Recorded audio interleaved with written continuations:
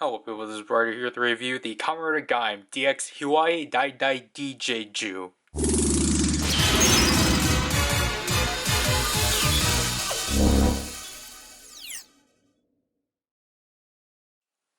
So this is the arms weapon that Gaim obtains when he uses Kachidoki arms.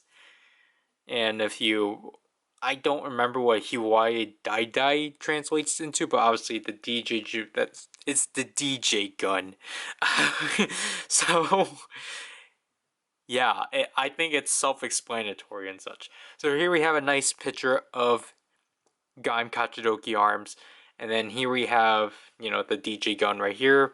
I like how the packaging is still basically the same, but obviously more armored up to like fall in tone with the Kachidoki arms' aesthetics, which again, it's such a nice form. It tells you to use it with the singly release Kachidoki Lock Seed. You have two modes of this thing. Again, I like the buttons and such. Here we have Gaim Kachidoki arms with the DJ Jyu, telling you that it's a CGI model. And then here we have Gaim again with the Taiken mode of the Muso Saber. And as you can tell from here, the box of this one's actually thicker, so this actually means something. As this is the big toy of the year. And then everything that you can do on the back. And the bottom. Which again, I really like this aesthetic that they've kept such. So here we have the DJ gun out of its box. Again, it's just this thing solely. And yeah, this thing's pretty impressive overall. So going over the design, it's mostly cast. Its main base is black plastic, and then on the side we have the orange plastic, and then we have gray plastic right here. But then other than that, the paint comprises of the metallic orange right here on the scratch board and the hilt, and then we have a bunch of gold too, like basically wrapping around this section and such. Sadly, it's not like the Muso Saber where this is actually painted and the back isn't. This is also painted and such, and I also find it really interesting that this is actually clear plastic. We'll get into why I think it's possibly like that. A bunch of paint scuffs, that's upsetting. We got this orange line painted here. Same with the gold here. Silver paint right here. And I think that basically covers it. We have a meter. I don't remember what this is called. This is, I believe, a sticker. The red line here is definitely looks like a sticker because it's kind of reflective. And I think this is technically also paint because this is like a really interestingly textured section. Same with here. And then this is where you're going to insert your lock seeds and such. It still includes the safety mechanism. This is how you're going to eject them. And I genuinely don't know what this spot is. It's been there. It's just a random red splotch. I literally don't get it. This is also an additional trigger button for the Taiken mode. And this is the main trigger button for the DJ Jyu. Did I miss anything else? We have this hole for later stuff. This is obviously a button for later. And we have this orange plastic piece here. And obviously the scratch table obviously spins because you need to scratch it. And I guess this is technically the only metallic green paint. And the speakers are right here. This is where you're going to put your two AAA batteries. And yeah, that's basically it for the design. Overall, it's pretty sleek. It feels great in the hand. My pinky's going to slip out, but this feels great holding and such because it's just you know, it's just a big gun. Or blaster-esque kind of thing. And then, you know, just comparing it with the Musa Saber, it's basically, like, obviously it's shorter in a sense. Like, handle to handle, like, obviously the blade is just kind of poking out a bit, but, like, yeah, of course. But I think a more fair comparison will be the Daidai Maru, just because they're both orange weapons based off of oranges, and yeah, this is definitely obviously shorter, but obviously again it's because the Daidai Maru is supposed to be a short sword and such. Anyways, switching it on like so. We have 3 LEDs, a green, yellow, and red LED, and basically by itself you just press the trigger. It'll cycle through each of the LEDs. So this is all you can do. You can just shoot invests away and such. And twisting these don't do anything. But, you know, we can just keep it at the lowest setting. Pressing this will just do the same thing. So, because these two do the same thing. So basically, to start the main gimmick of the DJ gun, obviously, first of all, you just switch modes and such, and then obviously you scratch the disc. So as you can see here, the standby is at the lowest tempo, and now you can either blast or scratch, because you can scratch as many times as you want. So we will press the trigger.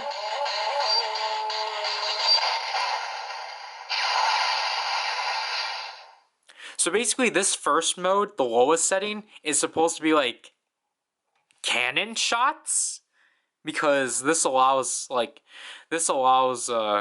him to like shoot out like fireball or fire bursts. Like, that's why I'm describing it as cannonballs and such. And again, if you want to start up again, just simply scratch it. But now we'll switch it, so scratch. So now we're at the normal tempo, as it's the yellow LED. And we can just keep scratching.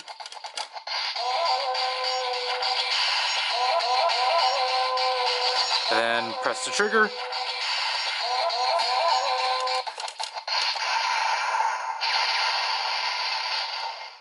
I think this allows him to shoot lasers and such. I genuinely don't remember. And I want to point this out. If you hold the scratch disc, it actually stops until you let go. So we will switch it to the highest setting.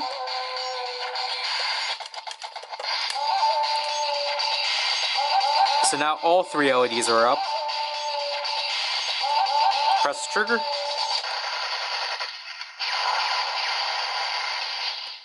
Switch the highest setting. Oh wow, that's a big.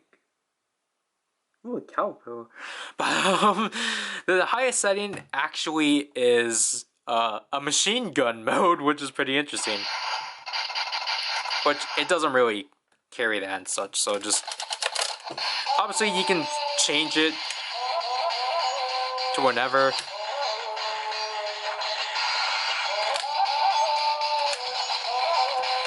It doesn't really matter. You don't have to scratch it. Obviously the scratching is just there.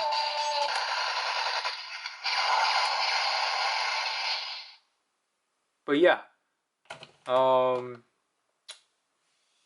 Sorry, the camera was gonna complain that I was overheating, so obviously we will jump into the lock seed compatibility, to which we will actually switch to the lowest setting. So obviously we will take our Kachidoki lock seed and insert it to this section like so. And the Kachidoki lock seed I will show specifically opened, even though it kind of doesn't really matter. So obviously you insert it like so, and then you lock it on.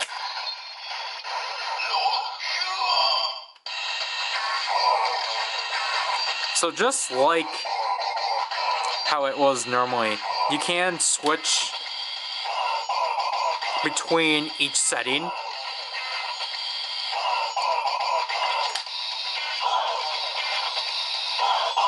However, in this mode, it doesn't really matter, so we'll just do it on normal.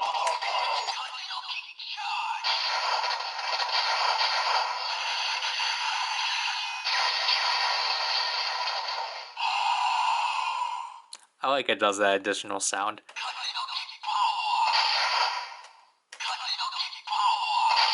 So basically, obviously, this just functions like the Muso Saber, which is why I didn't bother showing this in the Muso Saber. However, if we, well, first of all, we need to lock on again. Actually, no, before that, if we do bother scratching it, we only get stuck with that sound, which is pretty cool. Anyways, if we lock off and lock on again,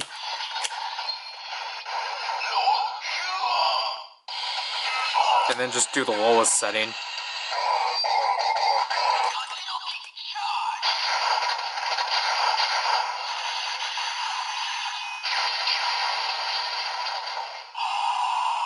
As you can see, it doesn't really matter and such, so it, you know, as long as it, because all of these settings are just kind of there, just for fun and such. They don't change up which mode it is, which is, I guess, unfortunate, but, you know, whatever. So locking off, we want to press this button and pull it off like so, because this one's technically not relevant to Kachidoki, but this is gonna be a big deal later. So when we use a normal lock seed, and then slot it in like so, and lock on, lowest setting,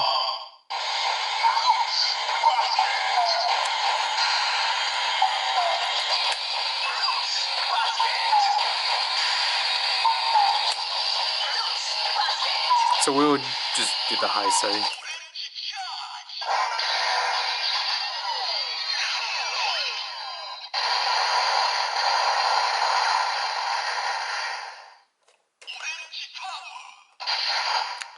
So yeah, as you can hear from there, it actually knows that you're using a normal lock seed because it says fruit basket instead of lock on. And that's because it's just doing a simplified version of the oops. Because it's basically just doing what the Genesis driver does, but obviously more simplified. Because as you can see from here, there's this button right here that clearly gets pushed when you use any other lock seed, because Kachidoki specifically has that part cut out. So, which is pretty interesting and such. So that's kind of basically it for the DJ gun itself. So, if we bring out the Muso Saber, to combine it with the Muso Saber, we need to press this button like so, and then flip out this entire section. And then, as you can see, this entire hollow space in there, you basically want to utilize this grip that's typically for the holder itself, and actually clip it into this section, like so. So then once you push the Muso Saber into the DJ gun, that's not right. I don't know why that didn't slide in correctly.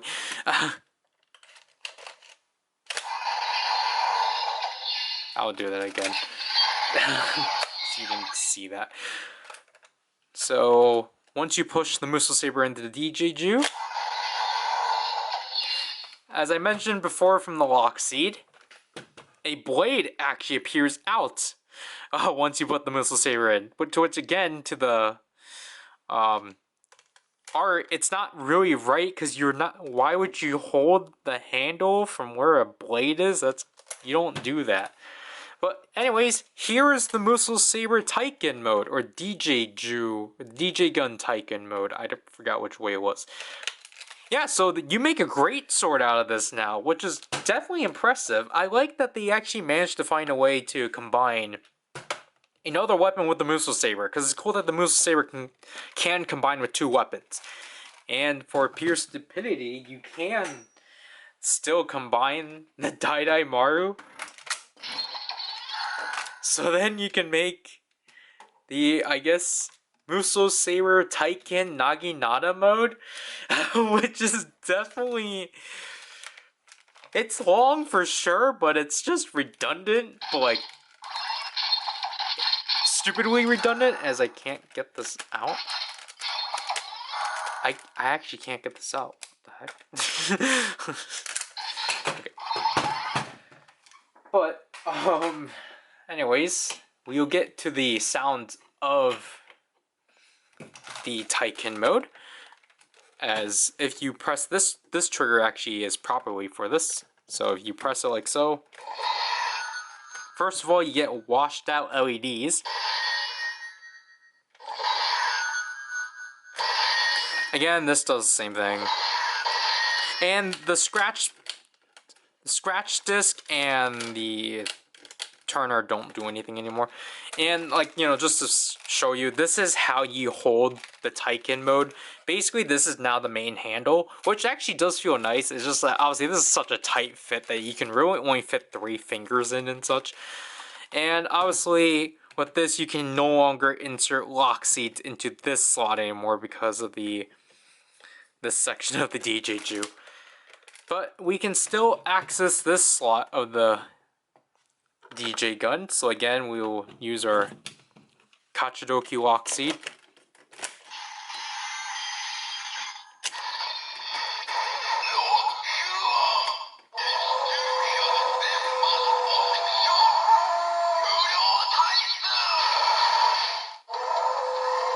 So again, just like the Musou Saber, it counts up, but now it's up to 1,000,000, I believe. And we have this nice standby. Again, these don't do anything, so just press the trigger.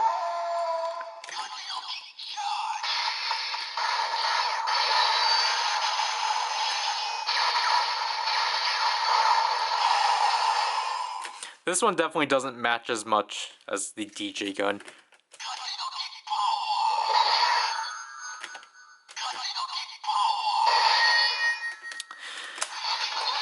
Again, and then again we will just show off the orange lock seat.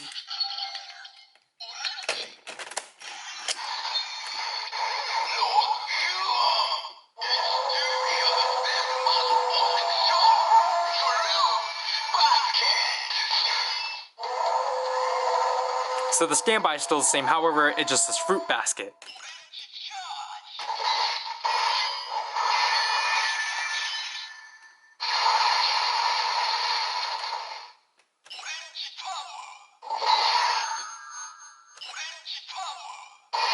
So I think all of that's still the same.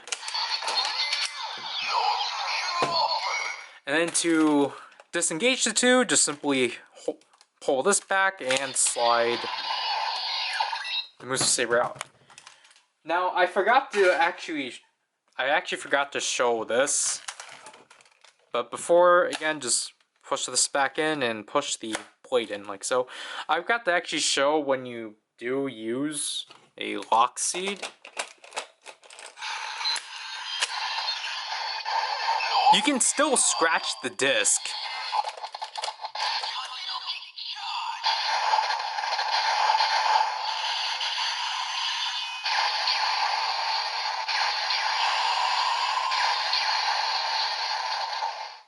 Because scratching the disc actually, if you scratch the disc 2 times, up to 2 times, you get an additional explosion. So so basically no scratches is 1 explosion. 1 scratch is 2 explosions, and 2 or more scratches is 3 explosions. It's kind of neat, but I don't know. I kind of would have preferred if it was up to 5, but yeah. Overall, the DJ Jyu, or the DJ gun, is a pretty neat toy. It's still, like, it's pretty on par with the Sonic Arrow and Muso Saber. I like that they've been able to keep up with that functionality and such, and just, like, overall, it's just really fun to handle. Like, I think, unlike the Sonic Arrow, this one's more fun to play around by itself, because I feel like playing with the lock seats with this one is kind of like, if I had to be honest, it's all right to an extent, because I think the Sonic Girl just feels a lot better with playing with the energy lock seats. But I do like, in a way, that this one, just because of, the fruit basket functionality, this one in a way does basically, like, not allow you, but it does kind of, like, I guess, not necessarily scream, but it's just like, hey, like, put your lock seats into this one and such, because of, like, the relevance of that and such. So I do showcase all the lock seats within this toy, but I don't know if I'm gonna do it for the reviews, because I think we're probably just gonna do a thing of we're either gonna choose, like, the Muso Saber in its 3 modes, or this thing in its 2 modes. I think that's how we're gonna do it. But just know we're barely gonna probably do Taiken mode, just because it takes up a bunch of space. And, like, I guess speaking of Taiken mode is great. Taiken mode feels great in, like, in the hand and such. Like, yes, this grip is not as comfortable, like, holding, because it's just your 3 fingers, but, like, it's still great and all. And I just like how they evolved the Naginata mode of the Muso Saber. Like, that's genuinely cool. I feel like this is probably the only toy that's, like, because obviously, again, like, Gaim kind of shot off a lot of concepts, and obviously, this concept has been revisited in, like, Geo and, like, 01, and technically Revice 2, of, like, oh, hey, like, take these 2 weapons and combine them and such. But I just feel like Gaim just did it well, because, like, I like the little touch of, like, the blade actually popping out in the handle. I think that's really cool, because, like, I feel like you don't really get that with, like, all the other ones, because it's just, like, it's all just simply, like, oh, yeah, there's not really anything changing appearance-wise. It's just, oh, yeah, just slap this here and such. And plus, it's not, like, well, I mean, I always give Geo's case of, like, the 2 toys actually, like, working together. I guess that's kind of the only gripe I have. I kind of wish the Muso Saber, in a way, actually did something, because I feel like the only reason why they cleared this section here is, like, clear plastic is, for the sake of the Muso Saber to light up. But, like, I don't get the point of that if, like, the Muso Saber doesn't have anything to, like, go off of, besides, unless you stuff the Dai Mario in there. Like, other than that, like, I really like this toy overall. I think I ended up getting this new or used or resealed, because obviously I got this random red splotch for, like, $25, which is, I mean, I at least got it cheaper than the Muso Saber, so, like, that's at least better. But I think for a standalone toy, it's kind of alright, because, like, basically the only fun you're going to have is just the scratch table and such, which is, again, it's fun, because, like, I think as long as you have the Muso Saber, you're good. And, come on. Like, I think this toy is definitely beneficial on its own, because, again, like what kind of trying to say, I think the Loxy compatibility in this one, like, it's not bad, but it's just like, I don't know, it's just like you get a lot more variation out of the Muso Saber and the Sonic Arrow. So it's just like, I guess that's, again, like, the only gripe, because, again, each one of these things doesn't change the attack and such, because basically, again, it's either programmed if either this button gets pressed or not pressed. That's basically the only difference and such. But yeah, I guess that'll have to do this review. Sure. This is Ryder and I'll leave you people. Sorry. That caterpillar really, wow.